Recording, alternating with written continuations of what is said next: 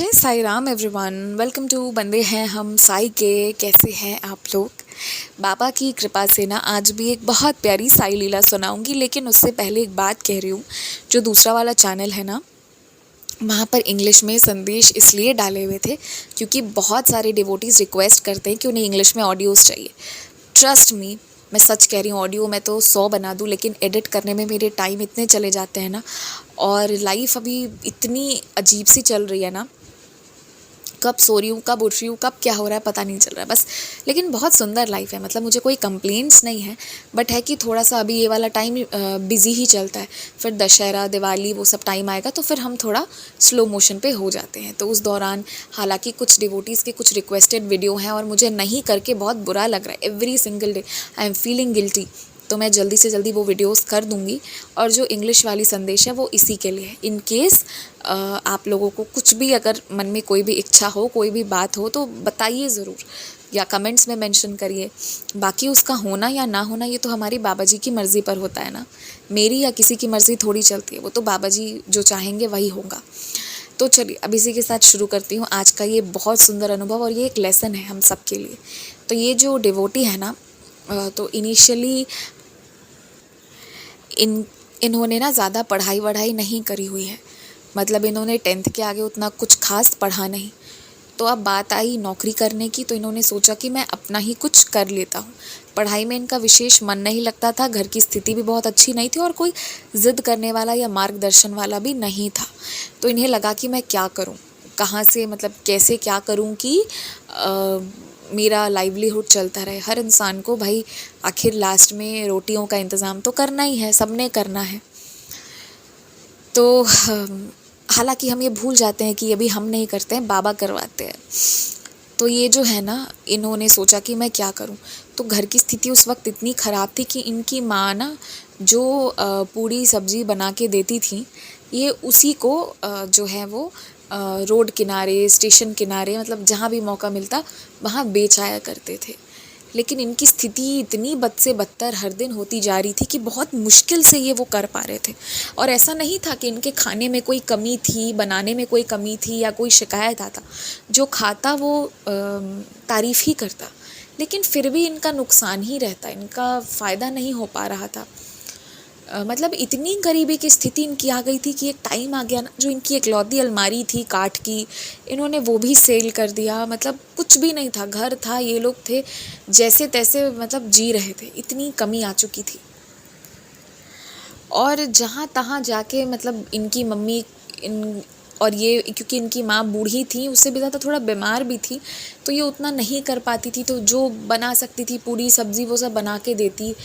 और इनके जो अच्छा ये जो इन्होंने ये घर के इसके लिए सब करना शुरू किया, ये सब इन्होंने तब करना शुरू किया जब इनके फादर की डेथ हो गई। ऐसा नहीं है कि 10th पास करते ही इन्होंने किया, 3-4 साल बाद करा।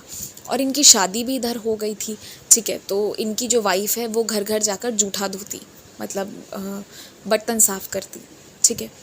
तो इनकी लाइफ ऐसी ही चल रही थी और बहुत ख़राब स्थिति थी।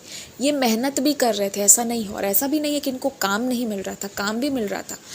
लेकिन ना कहीं से नुकसान होता, कभी किसी बीमारी में पैसे चले जाते, तो कभी किसी ना किसी तरीके से नुकसान ही इनका हो रहा था। या कोई है जो काम तो करवा लिया पर पैसे दिया नहीं, भाग गया, ऐसे लोग भी मिले।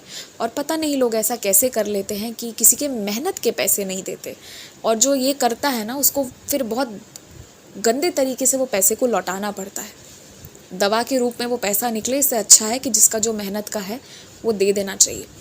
तो खैर इस तरह से इनकी लाइफ चल रही थी, बहुत ख़राब चल रही थी। फिर इन्होंने सोचा ना कि भाई ये तो घाटे का बिजनेस चल रहा है, ऐसे काम नहीं चलेगा। तो इन लोगों ने वो खाने वाला चीज़ को भी ना समाप्त कर दिया, ये खाना वो चीज़ बंद कर दी। और उसके बाद ये जो है एक दुकान में, जो किराने का दुकान था, वहाँ एज अ सर्वेंट जो है वहाँ काम करना शुरू कर दी। कम से कम कुछ सैलरी फ़िक्स थी, और वो उनको खाना दे देते थे, शाम का नाश्ता, चाय दे देते थे। और ये इनके लिए बहुत बड़ी बात थी, क्योंकि कभी कभी ये लोग ऐसे भी सोते थे कि नमक और चावल जो है वही खाते थे, और वो भी 2 ही टाइम, तीसरे टाइम के लिए रहता ही नहीं था, ठीक है। तो ये वाली चीज़ वो करते थे। तो जब ये सब चीज़, फिर इन्होंने वहाँ पर जब काम करना शुरू किया ना, तो जो इनके सेठ जी थे वो क्या करते थे ना, वो बाबा की पूजा करते थे। तो उन्होंने क्या किया कि इन सब के लिए, इन सबको क्या करते थे कि हर महीने मंथ के एंड में जब इनकी सैलरी मिलती थी ना, मतलब कि नेक्स्ट मंथ की स्टार्टिंग में, तो सॉरी हाँ मैंने कैसे एक्सप्लेन किया अभी, मंथ एंड मंथ स्टार्टिंग, खैर आप लोग समझ गए। जब सैलरी मिलती थी उसके साथ जो है एक बॉक्स देते थे, छोटी सी बॉक्स वो रहती थी, बहुत बड़ी सी नहीं रहती थी। उसमें वो क्या देते थे पता है, इन लोग को चावल देते थे, ज़्यादा नहीं, 2 किलो चावल रहता था, हैंड वॉश रहते थे, साबुन रहती थी, कुछ बिस्किट रहती थी, और आटा भी ज़रूर रहता था, नहीं भी तो 1-1.5 किलो आटा रहता था। इतना वो देते थे। और हाँ, हाइजीन का सामान ज़रूर देते थे, हैंड वॉश हो गया, सोप हो गए, मुंह धोने का हो गया, ये सब ज़रूर देते थे। और 3-4 महीने पे ब्रश भी देते थे, ठीक है। तो ये सारी चीज़ें वो देते थे, पाउडर भी देते थे, हाँ। तो ये जो वो करते थे ना, तो वो इसलिए करते थे क्योंकि वो बाबा के भक्त थे। तो सैलरी की ही बात हुई थी, ये सब की बात नहीं हुई थी, पर वो ये चीज़ देते थे, अपने स्टाफ को देते थे कि उनका हेल्थ अच्छा रहेगा तभी वो काम भी करेंगे। और दूसरा, बाबा अन्नदान करने कहते हैं तो वो वही करते थे। तो वो सेठ की जी जो थे ना, एक दिन, मतलब ऐसा नहीं होता है कि वो थोड़े बुज़ुर्ग टाइप के थे, तो एक कभी कभी नहीं होता है कि इंसान इमोशनल होता है किसी भी कारण से, अपने पर्सनल रीज़न से। तब उन्होंने बताया था कि कैसे मतलब बाबा ने ना उनको ये दुकान खड़ी करने में मदद करी। तो खैर वो लीला बड़ी सी है, मतलब धीरे धीरे करके बाबा ने उनको ये किया। तो फिर इनके अभी तक तो बस आते थे, तो ये सेठ जी ने नियम बांध रखा था कि सब जो है वो जो आएंगे वो मंदिर में प्रणाम करेंगे, मतलब जो सेठ जी ने शॉप में जो मंदिर बना रखी थी। लेकिन अब की बार जब इन्होंने ये सब सुना ना, सेठ जी की बातों को, और कि सेठ जी जो है उनको ही बाबा ने ये सब बुद्धि दी कि वो अन्नदान करें। हालांकि सेठ जी ये नहीं कह रहे थे कि मैं तुम सबको भी अन्नदान कर रहा हूँ, वो बुरा फील नहीं करवाना चाह रहे थे, पर ये समझ गए उस बात को। तब इन्होंने सोचा ना कि अगर क्या मतलब अन्नदान में इतनी शक्ति होती है कि वो हमको इतना काबिल बना दे। तो फिर इन्होंने सोचा कि ठीक है, मैं भी आज से यही करूँगा, अगर अन्नदान में वाकई में इतनी शक्ति है तो अब मैं भी यही करूँगा। तो जो बॉक्स इनको मिलता ना, तो जैसे 2 किलो अगर चावल मिलता तो 1 किलो चावल, और वो जैसे 1 किलो आटा 2 पैकेट्स में मिलते हैं ना, हाफ केजी के, तो वो हाफ पैकेट आटा जो है वो बाबा के मंदिर चढ़ाते हैं। बाबा के मंदिर पहले उन्होंने खोजा, जो सेठ जी ने उनको बताया। अब इन्होंने सेठ जी को नहीं बताया कि मैं ये दान करने जा रहा हूँ, बस वो क्या करते कि उसको कर देते, और ये दान में काउंट किया जाएगा, क्योंकि जो चीज़ उनके हिस्से की आ गई, उन्होंने अपने हिस्से की चीज़ किसी को दी ना, तो ये दान ही होगा, चाहे किसी ने उनको दान ही क्यों ना किया हो, लेकिन फिर भी। तो उन्होंने ना ये चीज़ करना शुरू किया, और यकीन मानिएगा फिर उन्होंने जब ये करना शुरू किया ना, तो फिर ऐसा समय आया कि उनकी तनख्वाह पहले बढ़ गई, थोड़ी सी तनख्वाह बढ़ गई, फिर उसके बाद जो है मतलब धीरे धीरे करके उनके रास्ते खुलने लगे। रास्ते कुछ इस तरह से खुलने लगे कि इनको आस पास में जो है ना एक छोटी सी शॉप मिल गई, जहाँ पे फिर इन्होंने सोचा कि मैं कर पाऊँगा या नहीं। तो फिर ये अपनी माँ को बिठाने लगे, क्योंकि जो घर की स्थिति थी उसे एकदम से हर चीज़ को छोड़ के तो आ नहीं सकते थे। और फिर इन धीरे धीरे करके वो शॉप अपनी बिठाई, और फिर जो है इन्होंने मतलब इन लोगों ने उस शॉप को रन करना शुरू किया। अब बाबा की ऐसी कृपा हो गई ना कि ये तो वहाँ पे काम करते थे, इनकी वाइफ भी थोड़ा बहुत यहाँ बैठती थी, वहीं आसपास एक कोचिंग सेंटर खुल गया, जिसके कारण वो शॉप बहुत रनिंग में आ गया। तो कृपा बाबा की बहुत हो गई इनके ऊपर, और चीज़ें बहुत अच्छे से चलने लगी। बट फिर अनफॉर्चुनेटली कुछ दिनों के बाद ना वो कोचिंग सेंटर हो जाता है बंद, और फिर इनकी शॉप जो है वो घाटे में जानी शुरू हो गई, और इनको लास्टली जो है वो शॉप भी छोड़ना पड़ा। पर ये वो दौरान था ना जब इन्होंने मतलब बाबा को भूल गए थे। शॉप वॉप सेटल होने के बाद ये कहीं ना कहीं वो चीज़ों को करना बंद कर चुके थे। तो फिर जब ये बहुत परेशान हुए ना, तब इनके दिमाग में आया कि अरे मैं तो पहले ऐसे करता था, मैंने छोड़ दिया। तो इन्होंने ना दोबारा से स्टार्ट किया। सेठ जी तो हर महीना देते थे, पर जब इनकी बरकत होने लगी तो इन्होंने वो स्टॉप कर दिया था। वो सब घर पे ले आते, दुकान ले आते, जो भी करते।